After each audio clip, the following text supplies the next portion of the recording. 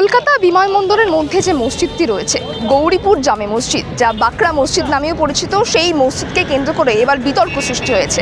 বলা হচ্ছে যেহেতু এয়ারপোর্টের কাজ সম্প্রসারণের জন্য সেই মসজিদটি অন্য জায়গায় স্থানান্তরিত করে দেওয়া হবে।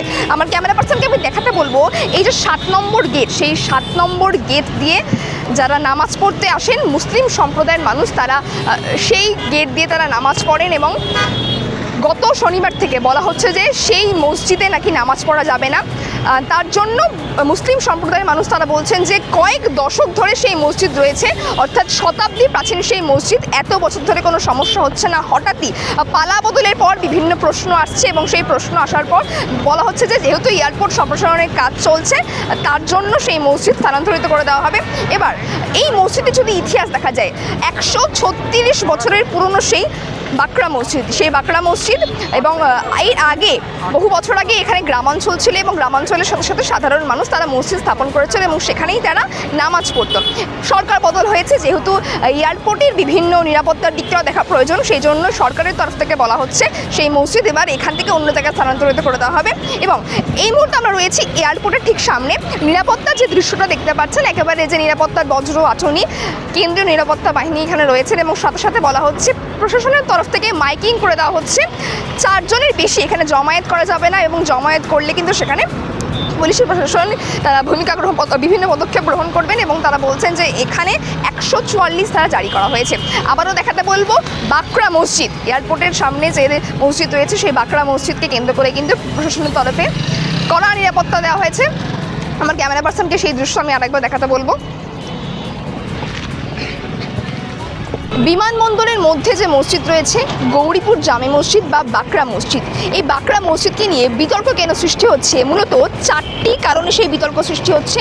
প্রথম যে কারণটি বলা হচ্ছে, সেই প্রথম কারণটি হলো যেহেতু বিমানবন্দরের একদমই কাছে, অর্থাৎ সেই গৌরীপুর জামে মসজিদটি অবস্থিত, ফলত বিমান ওঠানামার ক্ষেত্রে সেক্ষেত্রে সমস্যা হচ্ছে।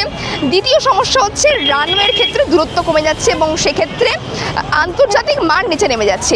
তৃতীয় সমস্যা, সাধারণ মানুষজন সেই মসজিদের ভেতরে যখন নামাজ পড়তে যাচ্ছেন তখন কোনো রকম পারমিশন যেহেতু তাদের আগে থেকে করাই ছিল, তারা ঢুকে যাচ্ছে, ফলত বিমানবন্দরের যে নিরাপত্তা সেই নিরাপত্তা কিন্তু প্রশ্নের মুখে পড়ছে।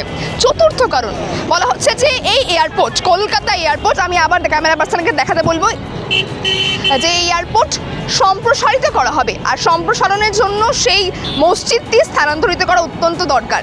আর সেই নিয়ে সিদ্দিকুল্লাহ চৌধুরীরা তারা প্রতিবাদ জানাচ্ছেন। তারা আজকে এই বাকরা মসজিদ অর্থাৎ গৌরীপুর জামে মসজিদে তারা আসবেন কালো ব্যাচ পরে, এবং মুসলিম সম্প্রদায়ের আরও মানুষকে তারা ডাক দিয়েছেন, আহ্বান জানিয়েছেন। এবং সিদ্দিকুল্লাহ চৌধুরী তিনি কি ঠিক বললেন গতকালকের প্রেস কনফারেন্সের মাধ্যমে শোনাবো আপনাদের। মসজিদ থেকে এয়ারপোর্ট আর আমরা বলবো নিয়ে নেন, নেভার।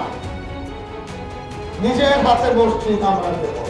আমরা সূত্র দিচ্ছি। সূত্র কি?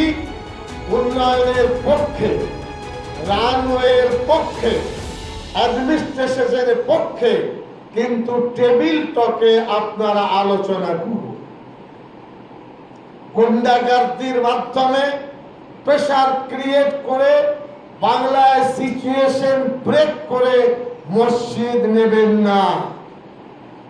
দুটো পয়েন্ট, একটা হলো আলোচনা, আর একটা হলো সারা পৃথিবীর ইসলামী শিক্ষার সূচিকাগার দারুল উলুম দেওবন্দ 150 বছর, তাদের কাছে চিঠি লিখুন, 1, 2, 3, 4 প্রবলেম বলুন, আমি যাব, বলবো।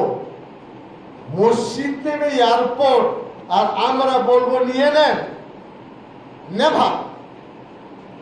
নিজের হাতে মসজিদ আমরা দেব না। शांतिपूर्ण प्रतिबाद ऑल ओवर इंडिया, पूरे मुल्क में इसके खिलाफ लोग आवाज उठाएंगे। বুঝতে পারলেন না? পারলেন না? আমরা চুপচাপ আছি, এখনো থাকবো, কালকে আবার চেষ্টা করব নামাজ পড়তে দেওয়া হোক। গতকাল রাত্রিবেলা এয়ারপোর্ট, পুলিশ স্টেশন আর নেতাজি সুভাষচন্দ্র বোস এয়ারপোর্ট যেটা আছে ইন্টারনাল, দুটো থানায় গেছি, মিষ্টি মিষ্টি কথা বলে, আমরা আপনাদের এই এফআইআর নিতে পারবো না। বসে আছেন কেন? পুলিশ এত চাটুকার হবে কেন? পুলিশ এত দলদাস হবে কেন? পুলিশ আইনের পক্ষে নিক তারা। বলছে কি বলবো সাহেব, আপনি ভালো মানুষ, বলে গল্প শুনতে আসেন। 2 ঘন্টা ধরে ঘুরেছি। এয়ারপোর্ট অথরিটিকে আমি 3 বার টেলিফোন করেছি। 11 তারিখে আমার পকেটে তার মেসেজ। এয়ারপোর্ট পুলিশ স্টেশনকে করেছি, কোনো উত্তর নেই। কে তাদের মগজ তৈরি করলো? আর এরপরে যে তথ্য দিচ্ছি আপনারা অবাক হয়ে যাবেন। এবার শুনে নেন।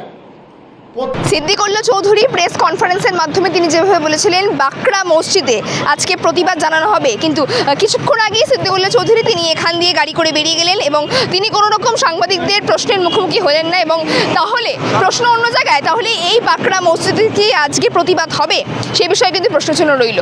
যে সিদ্দিকুল্লাহ চৌধুরী তিনি বলেছিলেন এই এয়ারপোর্টের সামনে আজকে প্রতিবাদ জানানো হবে, তিনি চলে গেলেন। এবার প্রশ্ন অন্য জায়গায় থাকছে, তাহলে কি এখানে প্রতিবাদ হবে নাকি হবে না, কি হচ্ছে না হচ্ছে সব বিষয়ে বিস্তারিত জানাবো আপনাদের। তার আগে বলবো মাইকিং কিন্তু আবারও চলছে। 144 ধারা জারি করে দেওয়া হয়েছে প্রশাসনের তরফ থেকে, মাইকিংয়ের কাজ চলছে এবং বলা হচ্ছে কোনো রকম জমায়েত করা যাবে না।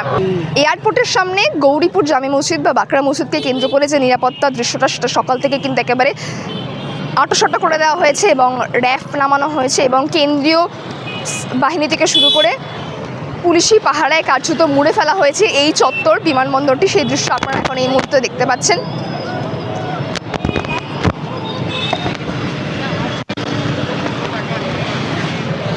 শেষ পর্যন্ত এই বিতর্কিত মসজিদকে কেন্দ্র করে ঠিক কী হচ্ছে সবিস্তারে আপনাদেরকে জানাবো। ততক্ষণের জন্য আপনারা ভালো থাকবেন, সুস্থ থাকবেন আর দেখতে থাকবেন জি বাংলার ফেসবুক পেজ এবং জিআই ইউটিউব চ্যানেল।